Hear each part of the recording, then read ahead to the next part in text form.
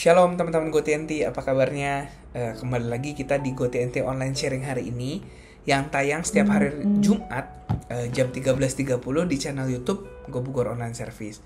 Perkenalin teman-teman, saya Yobel. Hari ini saya mau sharing mengenai hati yang gembira. Nah, tapi sebelumnya kita baca dulu di Amsal 17 ayat 22. Dibilang seperti ini teman-teman.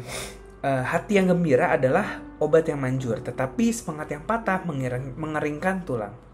Nah, jadi kenapa sih teman-teman kita harus punya hati yang gembira?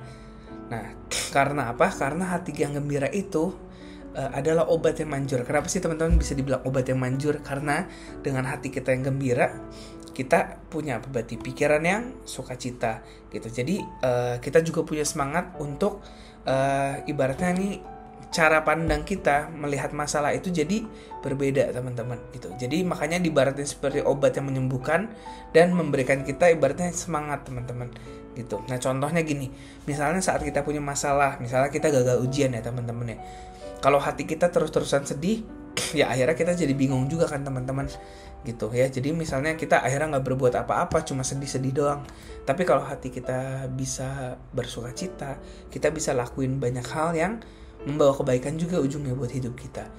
Nah, tapi yang jadi masalah itu teman-teman, gimana sih caranya supaya kita tuh punya hati yang terus gembira walaupun di tengah masalah gitu, di tengah situasi yang sulit, yang bahkan tidak menggembirakan buat kita gitu teman-teman. Nah, sebenarnya kuncinya itu satu teman-teman, yaitu percaya dan berserah kepada Tuhan. Teman-teman, kalau kita baca ayatnya di Amsal 3 ayat 5-6 dibilang gini, percayalah kepada Tuhan dengan segenap hatimu dan janganlah bersandar kepada pada pengertianmu sendiri. Nah, terus dibilang akuilah Dia dalam segala lakumu gitu. Ya, maka Ia akan meluruskan jalanmu. Nah, jadi kalau kita udah percaya sepenuhnya pada Tuhan, maka kita bisa teman-teman gembira di situasi bahkan yang sulit gitu. Nah, misalnya ya kita nggak dapet apa yang kita mau gitu, padahal kita udah usaha mati-matian.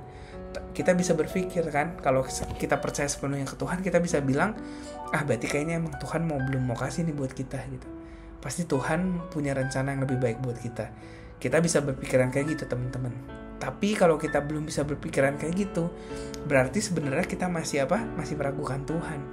Nah, ini juga saya ngomong gini bukan berarti saya maksudnya udah ngelakuin itu teman-teman ya. Cuma ini juga jadi teguran buat saya, ini juga jadi introspeksi buat teman-teman, buat saya teman-teman gitu. Ya, jadi ibaratnya firman yang saya bagikan hari ini juga negur saya gitu. Ya, jadi tapi selain itu teman-teman milikilah juga komunitas yang ibaratnya membangun kita. Jadi dengan kita punya komunitas yang berpikiran positif, nah itu juga ngebantu kita buat ngebentuk kebiasaan itu teman-teman. Jadi milikilah hati yang senantiasa mau bersukacita dengan cara sepenuhnya percaya pada apa yang Tuhan inginkan dalam hidup kita gitu ya. Jadi teman-teman, sekian aja sharing dari saya hari ini. Semoga bisa memberkati teman-teman semua dan menjadi berkat buat kita semua. Terima kasih semuanya. God bless you.